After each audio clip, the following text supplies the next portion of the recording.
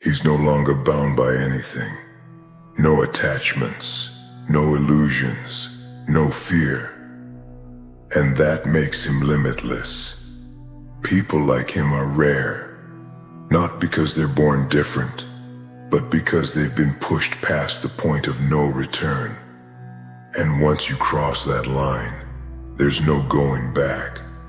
They thought breaking him would end him, that if they tore down his walls, stripped him bare, and dragged him through the dirt, he'd stay there, silent, obedient, forgotten.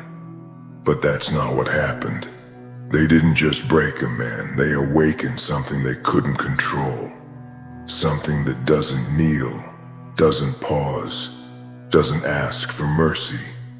He was once kind, once hopeful, once full of light. He trusted, he believed, he loved. But one betrayal at a time, they chipped away at that version of him. They took his patience and turned it against him. Took his softness and called it weakness. Took his silence and mistook it for surrender. Until there was nothing left but fire. Now, he's become the very thing they were never prepared for. Something they can't manipulate, can't guilt, can't shame into submission. Because when you've lost everything, truly everything, the rules change. The game becomes different.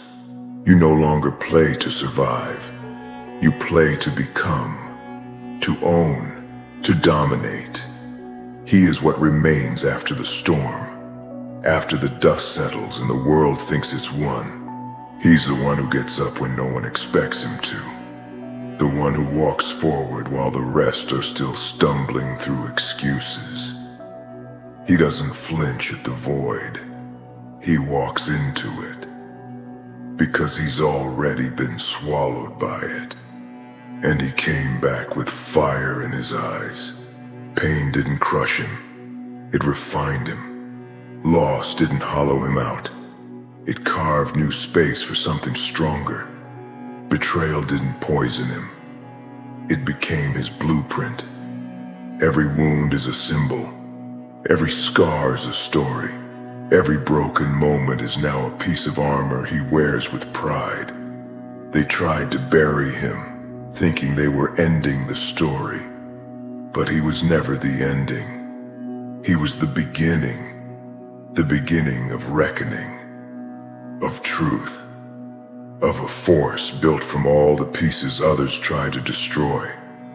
He used to hesitate, second guess, wonder if he was enough. That version of him is gone, long gone, and in its place stands something relentless, something that doesn't wait to be chosen or understood. Something that writes its own name into the bones of the earth and dares anyone to erase it. They called him too intense, too angry, too much. They never realized that too much was exactly what he needed to survive them. And now he doesn't shrink for anyone, doesn't explain, doesn't soften the blow to spare fragile egos. There's no leash to pull him back anymore. No voice in his head telling him to stay small. No chains left to hold him. He burned them all. He outgrew every cage they tried to keep him in. Now he walks his own path, paved with the bones of the past, and lit by the fire of his will. They whisper that he's changed, that he's colder, harder. And they're right. He's not who he was. He was forged in fire, molded in silence, tempered by loss. Of course he changed. You can't go through hell and come out soft. He doesn't chase apologies anymore. He doesn't crave closure. He doesn't hope for justice from the hands that fed him pain. He makes his own justice now. He becomes the consequence, the lesson, the answer to every action they thought would go unpunished. There is a power in having nothing left to lose, a terrifying freedom that most will never understand.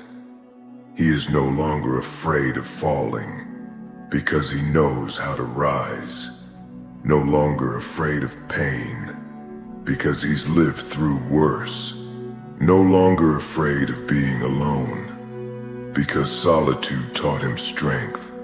He used to break in the quiet. Now the quiet is where he sharpens his mind. He used to run from darkness. Now he commands it, wields it, turns it against those who thought it would swallow him. They see him now, and they don't recognize him. Good. That was the point. He didn't survive to stay the same. He didn't crawl out of hell just to blend in. He came back to rebuild, to rewrite the ending, to burn down the old narrative and carve a new one with his own hands. Let them talk. Let them guess. Let them fear. He's not looking for approval, not looking for permission, not asking to be loved or liked or accepted. He doesn't need any of that anymore. He is his own source, his own fire, his own redemption. The world may never understand him. That's fine. It's not his job to be understood. It's his job to live fully, unapologetically, powerfully, to walk through the ruins and build something greater, something permanent. He has no map, no manual, no rules, just instinct, drive, and clarity. Every step he takes now is his own, and if it leads through flames, then so be it. He doesn't fear fire. He is fire. This is not the end of his story. It's the beginning of his legend.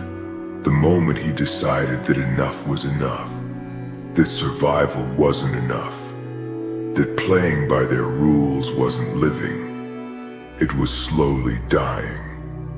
Now he rewrites the rules, redefines strength, reclaims everything they told him he'd never have. He is not their victim, not their experiment, not their failure. He is the aftermath, the consequence, the storm, and he will never be silent again.